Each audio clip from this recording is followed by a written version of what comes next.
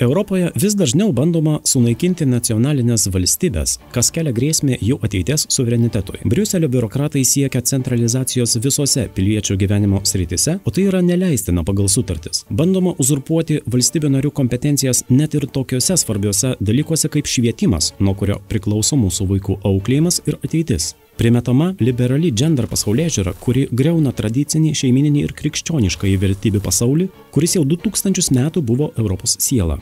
Apie tai Europos parlamento debatuose apie Europos ateitį kalbėjo mūsų europarlamentaras iš Lietuvos Valdemar Tomaševski. Europos Sąjunga išgyvena vertybių krizę. Ir sakau tai visų pirma sąjungos institucijoms, kur nėra demokratijos plėtros ir laisvos politinės minties, nes atmetama didelės rinkėjų dalies valia, net iki 50%.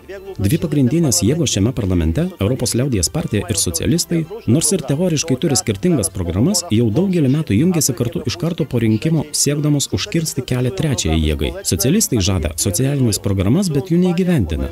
Žada rūpintis vargingiausiais žmonėmis, tačiau palaiko prekybą CO2 emisijomis, dėl ko kyla kainos ir skursta žmonės. Europos liaudies partija tuo tarpu tvirtina, kad jiems rūpi krikščioniškos vertybės, bet negina gyvybės nuo pradėjimo iki natūralios mirties, nesaugo santuokos suprantamos kaip vyro ir moters sąjunga ir dažnai palaiko gender ideologiją, kas neturi nieko bendro su tikrais krikščionimis demokratais. Be to, abi jėgos primeta ES federacijos kūrimą, naikinančią tėvynę Europą, kurią sumanė jos įkūrėjai, Šumanas ir kiti. Tokia sistema yra palanki politiniai korupcijai, kurią stebime parlamente ir apie ką kalbėjome viršūnių susitikimuose Varšuvoje ir Madride. Taip pat kalbėjome apie poreikį plėtoti savo sunkiąją ir gynybos pramonę. Todėl vardant tikro Europos solidarumo reikia trečios arba ketvirtos jėgos, kuri sugebėtų išgydyti Europą, atkurti jos tikrąjį veidą, paremtą jos šaknimis. Būtent Europos konservatorių ir reformuotojų frakcija yra ta jėga, kuri tai pastebi ir nori tai pakeisti. Europai ir sąjungai reikia daugiau demokratijos ir laisvės pagristos krikščioniškomis vertybėmis, tradicinės šeimos bei laisvos valios, nes tai yra